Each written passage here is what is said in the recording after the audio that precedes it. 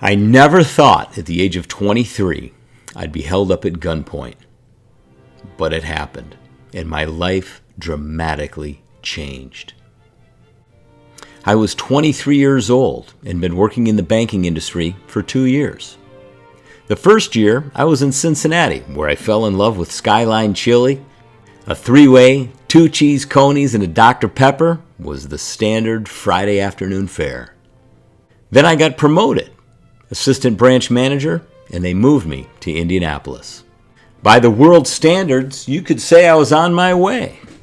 Recent graduate of Indiana University, getting early promotions in corporate America. But between you and me, I hated it. I was dying a little bit every single day. It was like death of 1,000 cuts, a little piece of my soul being drained out of me every single day. Each day I drove to work and regretted it. But that's what men are supposed to do, right? Get an education, get a job, climb the corporate ladder. It's just what we do. But all of that changed in January of 1990 when my life was spared. You see, a masked and armed man came into the bank, robbed us, and took me hostage at gunpoint. At first, I thought it was some kind of joke or some kind of bank training program. Really? Who comes into the fancy neighborhood in Indianapolis? It was Geist Station. We had big, expensive houses, strip malls. Nobody robs these types of banks. Not in this kind of neighborhood. Oh, yes, they do. Desperate people will do desperate things. The man ordered me up from behind my desk, and that's when I realized this was the real deal. He collected money from my teller and told me to come with him. And as we left the bank, he turned to tell my teller, "If you call the cops, I'm going to shoot him." We got into my car, and he was fumbling with the gun and the bag of money, keys, and the handkerchief he had held over his face. And he let his hands drop from his face, and I turned to get a good look at him.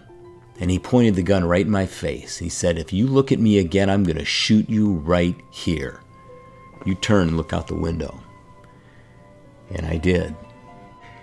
As we drove behind a strip mall, I saw one dumpster and another dumpster, and all I kept thinking about were these movies I had seen where somebody had gotten shot and the brains had splattered across the window.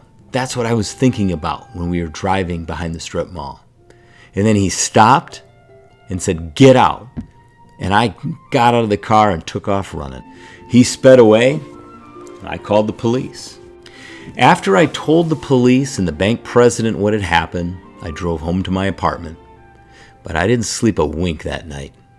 I started to imagine what could have happened. What if I was killed? What if I became a paraplegic, is destined for a wheelchair for the rest of my life? What if? Of course, I thought about what God would say. After all, I wasn't living my life for anything of real value. I was looking for the next good time or the next girl to chase. Anything to distract me from the reality that I was dying in a corporate job that I hated. What happened to me? I was a go-getter. I was an entrepreneur. I started a business my senior year in college, selling t-shirts. Part-time, I made $25,000 profit after all expenses. Going to school full-time, working part-time. I had traded that life for a corporate gig paying $21,200 a year with 2 weeks vacation if my manager approved it. Who does that? I'll tell you who does that. Someone who bought into the lie of the Matrix, designed to suck the soul out of your life, enslave you to debt, and dangling carrots in front of you just out of reach to keep you motivated. And I bought it. After all, that's what you're supposed to do, right? No more. Never again. I will figure out something on my own. That life-changing moment is why I do what I do. The last thing I want to have written on my tombstone is shoulda, woulda, coulda.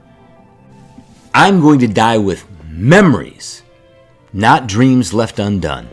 Our most valuable asset is the time allocated to us, and each one of us has 1,440 minutes each day of our life clock ticking away, never to be retrieved again. And that is why Big Boys was created, to tell short stories that encourage you to go for it and to persevere and to be the big kahuna in your life. There are no dress rehearsals. It's time for you to take center stage in your life. This is R.J. Regan, and I hope you follow me on this journey.